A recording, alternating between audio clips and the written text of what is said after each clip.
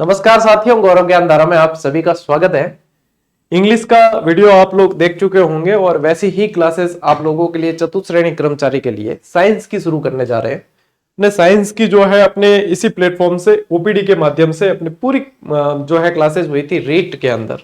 और अब चतुर्थ श्रेणी कर्मचारी के अनुसार उनके लेवल के अनुसार बेसिक से जो है फिर से आप लोगों को न सिर्फ ऑब्जेक्टिव बल्कि थ्योरी क्लासेस की सारे कंसेप्ट समझ के आगे बढ़ना है और उस तरीके से बढ़ना है कि आप लोग सिलेक्शन लेकर ही फिर रहेंगे। तो यहां से क्लासेस आप लोगों को मिलेगी। फिर बता दूं, अपना जो दूसरा चैनल है ऑब्जेक्टिव प्रश्न धारा ओपीडी, वहां पे ये क्लासेस आप लोगों को नियमित मिलेगी। टाइमिंग और कौन से डे में मिलेगी ये मैं आप लोगों को बता दूंगा टेलीग्राम पे, ठीक है। अभी अपने जो सर है जो आप लोगों को साइंस की क्लासेस देंगे, नीलेश जी वैष्णव सर, बहुत अच्छी तरीके से उन्होंने कवर करवाया है। तो वो आप लोगों के साथ में सिलेबस डिस्कशन करेंगे कि कौन से टॉपिक किस तरीके से पढ़ोगे, किस तरीके से आगे बढ़ना है, वो सारी चीजें हैं। इस बार हम ये करेंगे कि आप लोगों के लिए साथ साथ में कुछ ऑब्जेक्टिव प्रश्न भी हर क्लास में शामिल किए जाएंगे ताकि आप लोगों को पैटर्न पता चले। तो आप सिलेबस समझ लो और अच्छी तरीके से तैयार हो जाओ इस प्रिपरेशन के लिए।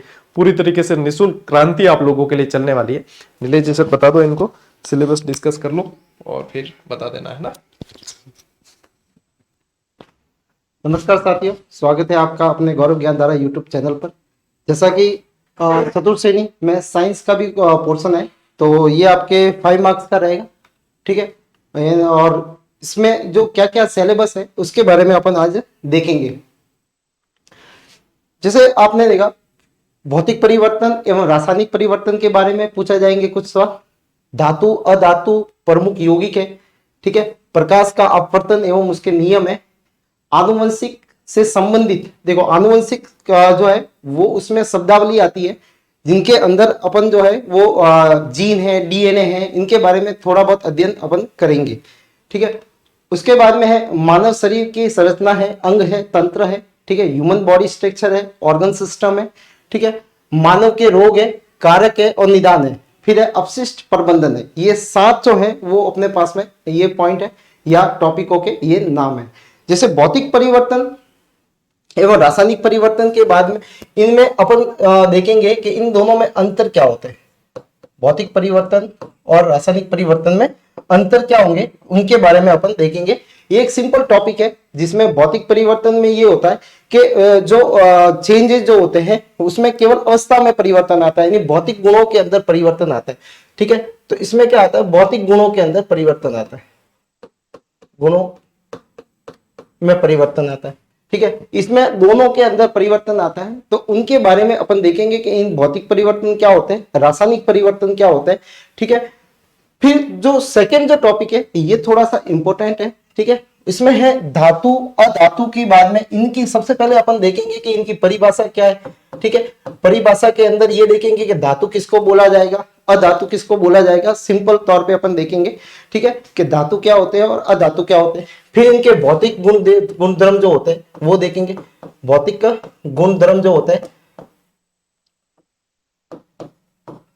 वो देखे जाएंगे, ठीक है, कि भौतिक गुण इनके क्या क्या होते हैं। धातु कैसे होती है, चमकीली होती है, ठीक है। अधातु जो होती है वो चमकीली नहीं होती। और उसमें सबसे ज्यादा जो पूछने वाले सवाल आते हैं वो आते हैं इसके अपवाद में आते हैं। अपवाद क्या क्या है, जैसे अपवाद के अंदर जैसे ग्रेफाइट है, ग्रेफाइट जो है वो क्या है, अधातु होती है, लेकिन उसमें वो विद्युत की कैसी होती है, सुचालक होती है। तो सवाल पूछ ले कि भाई जो ग्रेफाइट है वो कैसे है, सुचालक होता है विद्युत का, लेकिन वो कैसा है, अधातु है, ठीक है। जैसे अपन ने देखा धातु जो होंगे वो सारे से ठोस अवस्था में पाए जाएंगे। कौन सी अवस्था में पाए जाते हैं, ठोस अवस्था में पाए जाते हैं। लेकिन अगर पारा देखे तो वो कैसा पाया जाता है, वो जो है वो लिक्विड अवस्था में पाया जाता है, द्रव अवस्था में पाया जाता है। तो वो अपवाद है, तो अपवादों से सवाल बन सकते हैं, ठीक है। तो इनमें जो है अपवादों से सवाल बन सकते हैं। उसके बाद में अपन जो है वो धातु जो प्रमुख यौगिक है, प्रमुख यौगिकों के अंदर जो आते हैं वो आते हैं कुछ अम्ल पढ़ेंगे अपन, नाम उनके यौगिकों के, कुछ सारक जो होंगे उनके बारे में देखेंगे, ठीक है। और लवणों के बारे में देखेंगे कि कौन कौन से ऐसे अम्ल है, सारक है जो प्रमुख यौगिकों के अंदर आते हैं, उनके बारे में अपन थोड़ा सा इसके टॉपिक के अंदर देखेंगे, ठीक है। तो धातु अधातु के अंदर क्या क्या इनकी परिभाषाएं देखी जाएगी, इनके गुणधर्म देखे जाएंगे और अपवाद देखे जाएंगे कि धातु क्या होते हैं, अधातु क्या होते हैं, उनमें अंतर क्या होता है, ठीक है। तो इनके बारे में और मेन जो है वो इस पे जो फोकस रहेगा वो कहाँ पे रहेगा, अपवादों में, ठीक है, कि सवाल जो बनते हैं वो क्या बनते हैं, अपवादों से बनते हैं। फिर थर्ड टॉपिक जो है वो प्रकाश, प्रकाश के बारे में, परावर्तन। देखो दो चीजें होती है, अपवर्तन ये तो बहुत सारी होती है, लेकिन आपके अंदर जो सिलेबस के अंदर है वो केवल परावर्तन है, ठीक है, एवं नियम है। तो अपन इसकी परावर्तन की क्या पढ़ेंगे, अपन परिभाषा, ठीक है, परावर्तन होती क्या चीज है, किसमें होता है ये, ठीक है, तो परिभाषा देखेंगे कि परावर्तन की परिभाषा क्या होती है। फिर इसके नियम है, नियम भी सिंपल ही है, दो नियम है इसके, ठीक है। फिर देखेंगे कि जो इसमें और अपन कुछ ऐड करेंगे वो है इसके समतल दर्पण से प्रतिबिंब का बनना। समतल दर्पण जो होते हैं उनसे किस तरह से प्रतिबिंब बनेंगे, उस प्रतिबिंब के क्या गुण होंगे, ठीक है, वो अपन किस तरीके का बनना होगा, वो सारी चीज जो होगी वो अपन इसमें देखेंगे।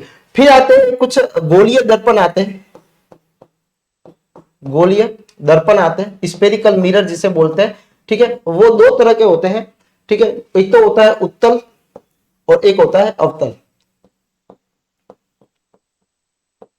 ठीक है।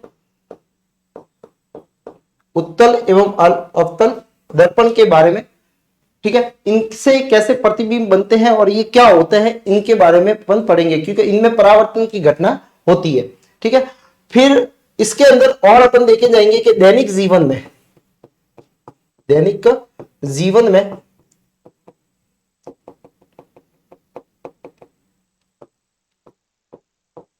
दैनिक जीवन के अंदर इनके क्या क्या उदाहरण है, परावर्तन के उदाहरण पढ़ेंगे अपन कि भाई कौन कौन से ऐसे उदाहरण है, ठीक है, जो परावर्तन के लिए पूछे जा सकते हैं, ठीक है, तो उनके बारे में अपन यहाँ पे देखेंगे, ठीक है। तो परावर्तन के नियम क्या होते हैं, ठीक है, इनकी परिभाषा देखेंगे, नियम देखेंगे, ठीक है। समतल दर्पण से कैसे प्रतिबिंब बनते हैं उनके बारे में पढ़ेंगे, गोलीय दर्पण में कैसे प्रतिबिंब बनते हैं उनके बारे में अपन पढ़ेंगे, ठीक है। उत्तल दर्पण होते हैं, अवतल दर्पण होते हैं, इनकी क्या खासियत होती है, इनका क्या उपयोग है, कहाँ पे इनका उपयोग होता है, ठीक है, उनके बारे में अपन स्टडी करेंगे, ठीक है, वो इसके अंदर आ जाएंगे उदाहरण के अंदर।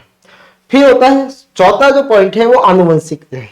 आनुवंशिकी में सबसे पहले जो है कुछ परिभाषा शब्दावली जो होती है जो अपन देखने जाएंगे कि जिसके अंदर अपन देखेंगे कि जीन क्या चीज होती है, आपने कई बार नाम भी सुना होगा जीन, ठीक है। फिर उसके बाद में आपने नाम सुना होगा डीएनए क्या होता है, ठीक है, आरएनए क्या होता है, ठीक है। तो इसको अपन थोड़ा सा ऊपर से अपन देखेंगे कि भाई डीएनए क्या चीज होती है, आरएनए क्या चीज होती है, ठीक है, और इनकी अपने शरीर में क्या क्या योगदान होता है, ठीक है, उनके बारे में थोड़ा सा हल्के से अपन ऊपर से देखेंगे, ठीक है। उसके बाद में जो है वो अपन गुणसूत्र जो होते हैं ये क्या होते हैं, कई बार इनमें सवाल आते हैं गुणसूत्र, ठीक है, जो वाहक की तरह कार्य करते हैं। फिर आते हैं मेंडल के जो नियम है, मेंडल के नियम, ये अपने को इस टॉपिक के अंदर पढ़ना पड़ेगा, क्योंकि आनुवंशिकी के जनक जो माने जाते हैं वो मेंडल माने जाते हैं, ठीक है। तो मेंडल को आनुवंशिकता का क्या बोला गया है, जनक बोला गया है, फादर ऑफ जेनेटिक्स बोला गया है, ठीक है। और ये अपन देखेंगे, और कुछ जो है वो वंशाक्रम जो होते हैं, वंशानुक्रम, उनको बारे में पढ़ा जाएगा, ठीक है, ऊपर लिख देता हूं वंशानुक्रम के बारे में। तो ये है 4 टॉपिकों के बारे में, जिसमें भौतिक परिवर्तन ये आपका एकदम सिंपल टॉपिक है, ठीक है, इससे सवाल जो आएंगे तो वो आसानी से आप कर सकते हो। इनमें कुछ जो है अपने को ध्यान रखने की वाली बातें, ठीक है, बाकी सारे टॉपिक जो है वो इजी है, ठीक है। तो आपके 5 नंबर जो है वो ऐसा पढ़ना है कि अपने को ये 5 नंबर जो है वो कहीं जाने नहीं चाहिए, ठीक है, और सिंपल से सवाल आएंगे। धातु अधातु, ठीक है, इनकी अपन देखेंगे परिभाषा, अपवाद है, प्रकाश जो परावर्तन है, नियम देखेंगे, ठीक है। समतल दर्पण से, ये भी इजी एक टॉपिक है, आराम से इसको, इसमें भी नंबर, इससे सवाल आएंगे तो आपके कई आंसर जो होगा बिल्कुल सही होगा। आनुवंशिकी के शब्दावली है, शब्दावली में अपन इनकी परिभाषा ही देखेंगे, जीन क्या चीज होती है, मेंडल के क्या नियम थे, ठीक है, गुणसूत्र क्या होते हैं, डीएनए क्या होते हैं, वंशानुक्रम क्या होता है, ठीक है, वंशानुक्रम, इनके बारे में अपन यहाँ पे देखे जाएंगे। तो ये 4 टॉपिक जो है वो अपने मैंने थोड़ा सा इसमें बताया कि अपन क्या क्या चीजें इसमें देखने जाएंगे।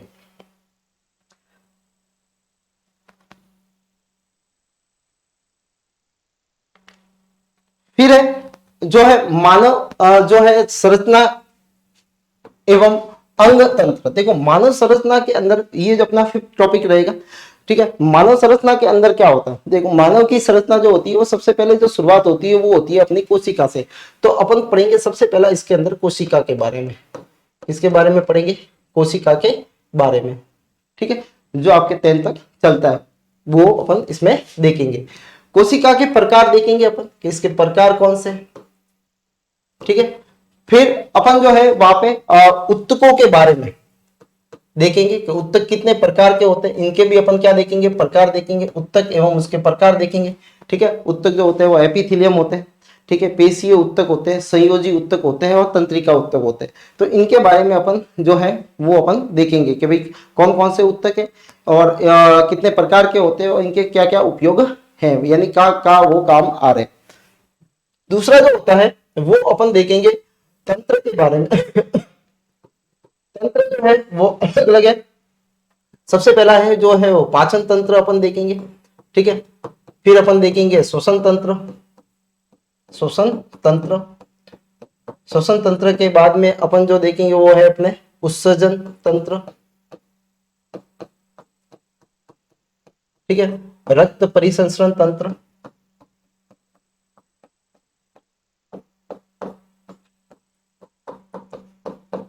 ठीक है। उसके बाद में अंतःस्रावी तंत्र, अंतःस्रावी तंत्र। तो ये कुछ प्रमुख जो तंत्र है जिनके बारे में अपन थोड़ा सा पढ़ेंगे, ठीक है, कि ये तंत्र क्या चीज होते हैं। देखो सेल जो होती है वही मिलके उत्तक बनाती है, उत्तक मिलके अंग बनता है, ठीक है। तो कोशिका जो होती है, कोशिका मिलके क्या बनाती है, उत्तक बनाती है, उत्तक मिलके क्या बनाते हैं, अंग बनाते हैं, अंग मिलके क्या बनाते हैं, तंत्र बनता है, और तंत्र मिलके क्या बनता है, अपनी शरीर बनता है, ठीक है। तो अलग अलग जीवों के अंदर जो होता है वो इनका जो बॉडी ऑर्गेनाइजेशन जो होता है, वो शरीर का जो निर्माण हुआ होता है वो किसी में कोशिका स्तर का होता है, किसी में उत्तक स्तर का होता है। लेकिन अपने को मानव का पढ़ना है तो मानव में जो होता है वो तंत्र वाला होता है, ठीक है। यानी अपनी बॉडी में अंदर जो होता है वो ऑर्गन भी है, तंत्र भी है, कोशिका भी है, उत्तक भी है, और इनसे मिलके अपना क्या बना है, शरीर बना हुआ है। तो ये अंग जो है वो किस तरह से, या ये तंत्र जो है वो तंत्र के अंदर अंग आएंगे, ठीक है। ये अंग किस प्रकार से कार्य करते हैं, ठीक है, उनके बारे में अपन यहाँ पे पढ़ेंगे, ठीक है, कि भाई ये अंग जो है वो किस तरह से, ये अंग है, तंत्र है, ये किस प्रकार से कार्य करते हैं। फिर है मानव के रोग। रोग रोग जो होते हैं उनका ये है कि अपने शरीर के अंदर क्या क्या जो है वो जो प्रॉपर जो कार्य जो हो रहा है उनमें कहीं ना कहीं व्यवधान अगर आता है तो वो रोग में आता है, ठीक है। कि रोग जो है वो किस प्रकार से अपने शरीर के अंदर प्रवेश करते हैं, इनके कौन कौन से कारक हो सकते हैं, ठीक है, कारक क्या है और उसका निदान क्या है, कॉज किसके कारण होते हैं, ये अपने को पढ़ना है। तो आपने देखा होगा सबसे पहले अपन है जैसे जीवाणु द्वारा रोग होने वाले, ठीक है, विषाणु द्वारा रोग होने वाले, विषाणु जनित, जीवाणु द्वारा, विषाणु द्वारा, वायरस जिसे अपन कहते हैं, ठीक है। उसके बाद में अपन देखेंगे कि कुछ फंगस जो है कवक द्वारा भी रोग फैलते हैं, ठीक है। और उसके बाद में देखेंगे आनुवंशिक रोग, ठीक है, ऐसे रोग जो एक पीढ़ी से दूसरी पीढ़ी में जाते हैं जैसे हीमोफीलिया है, ठीक है, इनको अपन देखेंगे। फिर जो है वो कुछ वंश से भी होते हैं जिसको कर्मी कहते हैं, ठीक है, कर्मी के द्वारा भी होने वाले रोग जो है वो अपन पढ़ेंगे। कुछ मिनरल्स की यानी पोषक तत्वों की कमी से, पोषक तत्वों की कमी से होने वाले रोग देखेंगे, से होने वाले रोग, ठीक है, पोषक तत्वों की कमी से कौन कौन से रोग होते हैं। फिर इसके देखेंगे अपन क्या है कि इनके निदान कैसा होता है, निदान, ठीक है, कौन कौन से डायग्नोसिस। देखो डायग्नोसिस में क्या होता है कि टेस्ट होते हैं, ठीक है। अब कौन सी बीमारी में क्या क्या टेस्ट होते हैं तो ये अपन देखेंगे कि भाई इस बीमारी के लिए अपन ये टेस्ट करते हैं, ठीक है। जैसे टाइफाइड के लिए अपन विडॉल टेस्ट करते हैं, एड्स के लिए अपन एलिसा टेस्ट करते हैं। तो ऐसे बहुत सारे हैं जिनके बारे में अपन यहाँ पे देखेंगे कि भाई जो रोग हो रहे हैं विषाणु से, जो है जीवाणु से, कवक से, आनुवंशिक है, वर्म है, ठीक है, और पोषक तत्वों की कमी से जो होने वाले रोग है, ठीक है, इनके बारे में अपन यहाँ पे इसमें स्टडी की जाएगी कि भाई इनको ये कैसे होते हैं, इनके कॉज क्या है, और यहाँ पे इनको कैसे निदान किया जाएगा। फिर है नेक्स्ट जो लास्ट वाला जो टॉपिक रहता है वो अपना रहता है अपशिष्ट रहता है। अपशिष्ट के पहले पढ़ेंगे अपन प्रकार कि दो तरह के अपशिष्ट है, एक तो होते हैं जैविक अपशिष्ट होते हैं और दूसरा होता है अजैविक। ठीक है, इनके बारे में अपन पढ़ेंगे कि भाई जैविक अपशिष्ट जो होते हैं वो और जो अजैविक अपशिष्ट होते हैं उन दोनों में क्या फर्क होता है। ऐसे अपशिष्ट जिनको जो सड़ जाते हैं वो जैविक कहलाते हैं, जो नहीं सड़ते यानी बैक्टीरिया वगैरह उस पर कार्य नहीं करते तो वो कौन से कहलाते हैं, अजैविक कहलाते हैं। ठीक है, तो इनके बारे में अपन यहाँ पे देखेंगे कि जैविक और अजैविक अपशिष्ट कौन से होते हैं, फिर उनका वेस्ट जो मैनेजमेंट होता है, डिस्पोजल, ठीक है, वो उसमें किस प्रकार से करेंगे। तो इनका प्रबंध जो होता है अपशिष्ट प्रबंध के अंदर अपन देखेंगे कि भाई इनका डिस्पोजल जो होता है, इनका निस्तारण जो होगा वो किस प्रकार से होगा। तो निस्तारण में अपन आर के बारे में पढ़ेंगे, 3R के बारे में पढ़ेंगे, ठीक है, कंपोस्टिंग के बारे में पढ़ेंगे, कंपोस्टिंग के बारे में पढ़ेंगे कि कंपोस्ट क्या होती है। ठीक है, तो यहाँ पे 3R है, कंपोस्टिंग है। ठीक है, इनको अपशिष्ट को पृथक्करण के बारे में पढ़ेंगे, किस तरह से अलग करेंगे, कि अपशिष्ट को अलग किस प्रकार से अपन करेंगे, पृथक्करण के बारे में पढ़ेंगे। ठीक है, तो ये जो है, और इसी के साथ में कुछ अपन लेंगे यहाँ पे प्रदूषण के बारे में कि अपशिष्ट से क्या क्या होने वाले जो दुष्परिणाम है या प्रदूषण कौन कौन से होते हैं उनके बारे में अपन यहाँ पे देखेंगे। तो ये अपना रहेगा साइंस का सिलेबस। ठीक है, जिनके अंदर अपन ने सबसे पहला जो है वो भौतिक और रासायनिक परिवर्तन के बारे में है, धातु अधातु के बारे में है, अम्ल और क्षार के बारे में है। ठीक है, और मेन जो है वो धातु अधातु में जो पढ़ेंगे तो इसके बारे में क्या पढ़ेंगे अपन यहाँ पे अपवाद के रूप में पढ़ेंगे कि धातु जो होते हैं उनमें क्या क्या अपवाद है। ठीक है, उनके बारे में यहाँ पे पढ़ा जाएगा। ठीक है, और क्या कौन से सवाल बनेंगे उनके बारे में बताया जाएगा। ठीक है, परावर्तन के नियम पढ़ेंगे अपन। ठीक है, परिभाषा पढ़ेंगे परावर्तन की। समतल दर्पण से जो प्रतिबिंब बनते हैं वो किस प्रकार से बनते हैं। ठीक है, गोलीय दर्पण कौन से होते हैं, किस प्रकार से बनते हैं इसके। ठीक है, उत्तल दर्पण, अवतल दर्पण, ठीक है, ये है, इनसे इमेज कैसे बनती है, दैनिक जीवन में इनका क्या उपयोग है वो पढ़ेंगे। शब्दावली में अपन जीन के बारे में, गुणसूत्र के बारे में, डीएनए के बारे में, वंशानुक्रम के बारे में, ठीक है, आरएनए के बारे में, मेंडल के नियम के बारे में अपन यहाँ पे देखेंगे। ठीक है, फिर है मानव में अगर देखने तो अपन मानव में अंग को देखेंगे तो सबसे पहले कोशिका को देखना जरूरी है। ठीक है, कोशिका के प्रकार जो होते हैं वो देखेंगे। फिर है उत्तक के प्रकार अपन देखेंगे।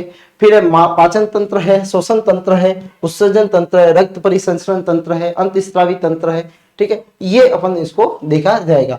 कोशिका से क्या होता है, उत्तक होते हैं, उत्तकों से अंग बनते हैं, अंग से तंत्र बनता है, तंत्र से शरीर बनता है। ठीक है, और फिर मानव रोगों के बारे में, जो मानव रोग जो होते हैं वो जीवाणु द्वारा, विषाणु द्वारा, कवक द्वारा, आनुवंशिक रोग होते हैं, वंश होते हैं, वंश के द्वारा, पोषक तत्वों की कमी से होने वाले रोग जो होते हैं उनके क्या कॉज होते हैं, क्या डायग्नोसिस होता है। ठीक है, उनके बारे में अपन यहाँ पे देखेंगे। फिर अपशिष्ट प्रबंधन के बारे में अपन देखेंगे कि अपशिष्ट जो होते हैं वो जो कितने प्रकार के होते हैं, जैविक होते हैं, अजैविक होते हैं, इनका निस्तारण कैसे होगा। 3R के बारे में पढ़ेंगे। ठीक है, कंपोस्टिंग के बारे में पढ़ेंगे, इनको कैसे पृथक्करण करते हैं उनके बारे में होगा, और प्रदूषण के बारे में रहेगा। तो ये आपका जो है वो चतुर्थ श्रेणी का जो है वो क्या है, जो सिलेबस है साइंस का। ठीक है, तो ये सारे टॉपिक अपने एक कल से आपकी क्लास जो होगी वो मंडे से स्टार्ट हो जाएगी। ठीक है, और आपको टेलीग्राम पे बता दिया जाएगा कि आपकी क्लास कब तक आएगी। ठीक है, तो उस हिसाब से अपने नोट्स जो है वो प्रिपेयर कर लें। ठीक है, और अपना जो इस चतुर्थ श्रेणी के अंदर है अपना जो चयन जो है वो सुनिश्चित करें। ठीक है, और आप सभी को मेरी तरफ से बेस्ट ऑफ लक अपने एग्जाम के लिए। ठीक है, अभी से ही ठीक है आप अच्छे से तैयारी करो और अपना चयन जो है वो इस भर्ती के अंदर रखूं। ठीक है, तो धन्यवाद, मिलते हैं अपन नए टॉपिक के साथ में। ठीक है, कल से। ठीक है, और तैयार हो जाए अपने नोट्स बनाने के लिए। ठीक है, और समय जो जैसे जैसे क्लास चलती रहेगी साथ साथ में अपन MCQ भी कुछ देखते रहेंगे। ठीक है, और उस हिसाब से अपन तैयारी करेंगे कि आपके जो 5 नंबर जो है वो कहीं नहीं जाए। ठीक है, तो मिलते हैं अगली क्लास में। धन्यवाद।